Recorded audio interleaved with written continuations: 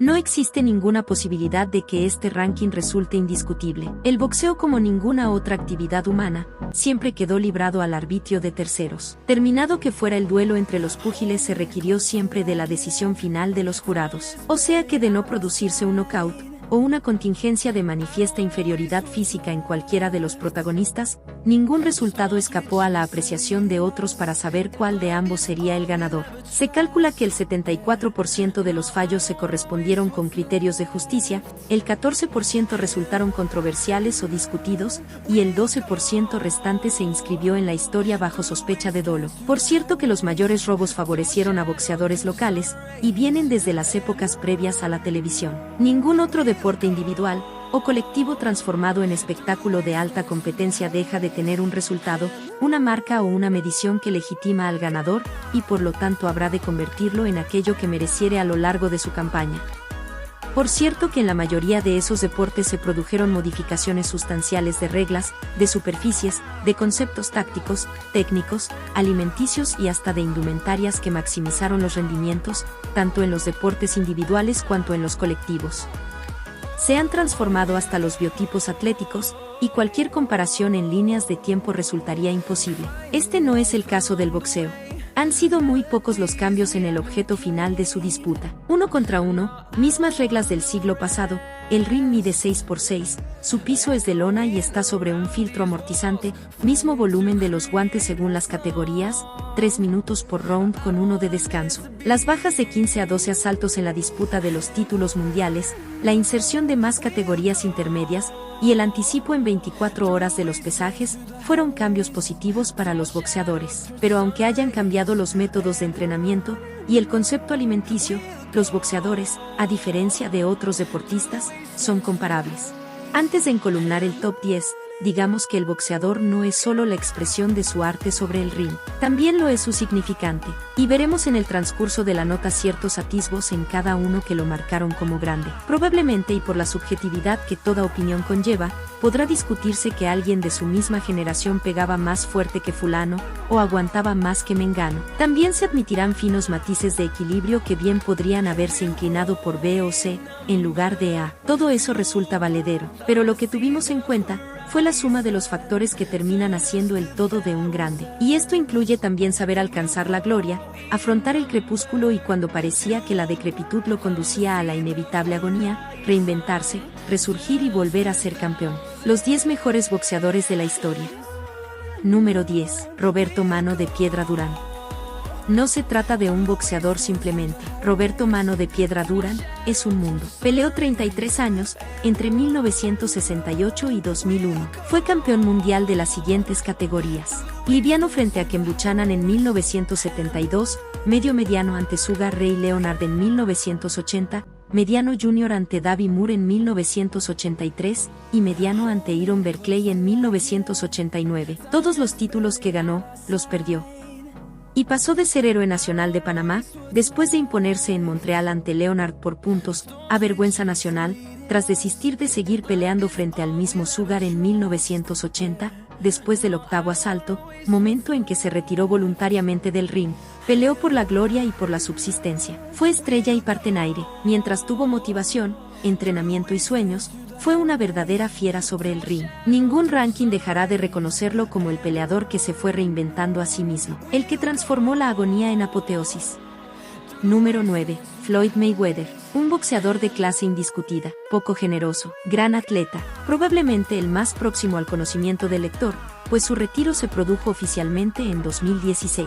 Floyd fue un enorme campeón y le tocó una época de fácil accesibilidad, ante unos rivales claramente inferiores. A diferencia de otros campeones mundiales, a los retadores de Floyd había que buscarlos y ofrecerles mucho dinero, pues él resultaba ser el contratante de sus rivales en su doble condición, de campeón y promotor con obligaciones ya firmadas con el MGM y el pay-per-view. Esto no quita el reconocimiento a sus excepcionales condiciones técnicas. Se trató de un defensivo casi inexpugnable que dosificó sus contraataques, tomando el menor riesgo posible. Al concluir sus últimas 12 peleas, siempre nos quedó la sensación de que Mayweather podría haber ofrecido algo más. En ese aspecto quedó detrás de los otros grandes. Número 8. Alexis Arguello. Fue campeón mundial de 3 categorías. Pluma 1974 a 1977, Superpluma 1978 a 1980 y Liviano 1981 a 1983. Realizó 90 peleas. De ellas, 82 fueron triunfos, 65 por nocaut y sufrió 8 derrotas. Medía 1.78 altísimo para su categoría, y su campaña abarcó desde 1974 hasta 1983. Pocos boxeadores hacían partir sus golpes rectos con tanta precisión y velocidad. Alexis además sabía tomar riesgos en zonas de definición, y provocaba tales circunstancias. Era de movimientos claros y pendulares. Número 7. Carlos Monzón. Claramente se trató de un campeón extraordinario. Su boxeo no resultaba fácilmente visible. No peleaba para los espectadores, pero hacía sentir el rigor de 3 elementos determinantes en su actitud: A, concentración y paciencia; B, dominio de la distancia; y C, degradación de la resistencia de sus rivales, hasta generar las oportunidades de remate. Fue el mejor campeón mundial que tuvo Argentina, y el único que le hubiera ganado a cualquiera de los ilustres medianos de Ray Sugar Robinson hacia abajo. Más aún, hubieran sido extraordinarias peleas de Monzón contra Leonard, Hagler, Hearns, Duran o Mayweather. En la hipótesis cualquiera de ellos hubiese podido ganarle. Bajo la misma proyección, cualquiera de ellos bien podría haber perdido, especialmente los más sanguíneos, Hagler, Hearns y Mano de Piedra Dura. Hubiese sido muy dura con Leonard y muy intrincada y repetida contra Mayweather. Número 6. Sugar Ray Leonard. Un exponente de formación olímpica, como su paradigma Cassius Clay, quien como él obtuvo la medalla de oro Montreal 76. En esos juegos, tan pronto lo vi pelear, tuve la sensación de que estábamos frente a un enorme proyecto que venía a reivindicar el pugilismo de estilo. El boxeo olímpico del equipo de los Estados Unidos en realidad estimuló la vuelta a las fuentes del boxeo ortodoxo para enfrentar a los tanques de la formación mecánica que ofrecía la Unión Soviética y sus demás representantes de la Europa Oriental y Cuba. En esos juegos el integrante más notable fue Leonard, quien después, ya como profesional, nos ofreció el arte de sus desplazamientos, su defensa en movimiento, sus descargas ascendentes y aquella determinación para plantarse a cambiar golpes si fuera necesario. Sus peleas contra Mano de Piedra Durán, Tommy Hearns y Marvin Hagler forman parte de los clásicos que no pueden dejar de verse cuando se desee disfrutar de maestros del boxeo inteligentes, guapos, estéticos, de diferentes estilos y con un alto nivel atlético. El mejor de ellos fue Leonard, lo que lo convierte en uno de los 10 mejores de la historia. Número 5. Archie Moore.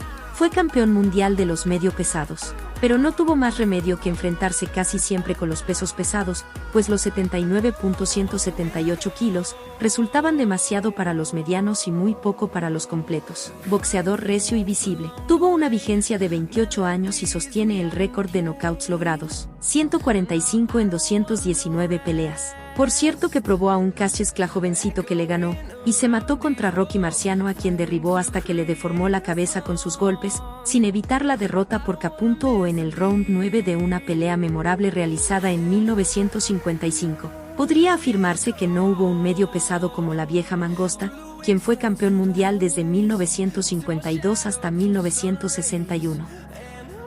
Número 4. Julio César Chávez. Un verdadero fenómeno del boxeo.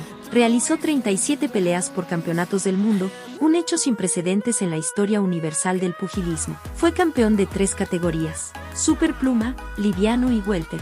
Un monstruo en la pelea a media distancia. Nadie pegó como él al cuerpo de sus adversarios. Realizó 115 peleas y recién perdió el invicto en la número 91, ante el cirujano Randa. Poseía un estilo avasallante, muchísimo coraje y un enorme poder de asimilación, pues en la mayoría de los combates propuso y obtuvo cambios de golpes permanentes. Chávez fue el campeón que más riesgos tomó en cada una de sus peleas. Número 3. Joe Louis. Fue un campeón de peso pesado, prodigioso por la velocidad de sus descargas al cuerpo. Su ataque lucía lento en los desplazamientos hasta que lograba acercarse para descargar y ofrecerse al cambio de golpes. Lo llamaban el bombardero de Detroit, y logró ganar 52 peleas por nocaut de las 70 realizadas. Número 2. Sugar Ray Robinson. Se trata del hombre que inventó un estilo. En realidad se llamaba Walker Smith y había nacido en Ali, Georgia, el 3 de mayo de 1921. Puesto que era menor y no podía iniciarse como boxeador, tomó la cédula de un compañero mayor que se llamaba Robinson y a quien llamaban Ray, y quedó así para siempre. La enorme virtud de este fenómeno fue haber modificado la postura y los movimientos del boxeador. Hasta su advenimiento debutó en 1940, el estilo pugilístico era de la escuela inglesa. Consistía en una línea vertical de ataque y retroceso similar al de la esgrima. Creía quien habrían de agregar Sugar precisamente por lo dulce de sus movimientos, soltó los brazos. Demostró que se pueden cubrir las zonas vulnerables sin una guardia rígida. Solo se requiere concentración, velocidad y golpe de vista para cubrir la zona alta. Sugar Ray incorporó además la cintura a los movimientos de defensa, lo que evitaba ingresos y retrocesos verticales que muchas veces dejaban a ambos pies en una misma línea sin ángulo de sustento, y con la consecuente pérdida del equilibrio. Robinson fue campeón mundial de los medio-medianos y de los medianos. En 1399 rounds realizados durante los 25 años que abarcan de 1940 a 1965, enfrentó a los mejores y peleó en todo el mundo. Fue tan inmensa su propuesta de cambio técnico, que lo contrataron desde países que buscaban en él un modelo de reformulación formativa. Número 1. Muhammad Ali. Fue el más grande porque impuso un estilo de armoniosa dinámica. Sus piernas no hubieran podido ofrecer el prodigio de tanta velocidad sin una orden cerebral resuelta. Muhammad Ali sabía anticipadamente la reacción de sus adversarios, y elegía los momentos y las zonas por donde habría de intentar su ofensiva. Sus golpes eran precisos y sus descargas austeras. No tiraba azarosamente y distinguía la fisonomía de su rival, evitando gastar energías en golpes de prueba o aproximación. Era más fuerte cerebralmente que sus rivales y por eso los dominaba sobre el ring. Siempre dio todo sobre el ring. Las 3 peleas contra Joe Frazier fueron dramáticas y devastadoras. Se pegaron hasta la extenuación y ambos pagaron un alto costo de salud. En cambio, cuando recuperó la corona mundial ante George Foreman en el Zaire, dio una lección haciendo todo lo opuesto a lo que el mundo imaginaba. Propuso el ataque, la pelea friccionada, la acción en contacto de piel hasta disminuir a George Foreman física y mentalmente. Fue un impresionante e inolvidable knockout en el 8º asalto. Muhammad fue un paradigma en la historia del boxeo mundial. Su personalidad deportiva y civil se dio al humilde chico de Louisville, Kentucky, a quien le robaban la bicicleta y aprendió a boxear para defenderla. Fue el primer deportista en negarse al alistamiento militar, para ir a la guerra de Vietnam, se convirtió al muslim y nunca dejó de expresar lo que sentía. Bueno familia, hemos llegado al final de este video. Si te gustó el video dale me gusta, compártelo con tus amigos y familiares, y no olviden suscribirse en el canal, activa la campanita de notificaciones para no perder ninguno de los próximos videos.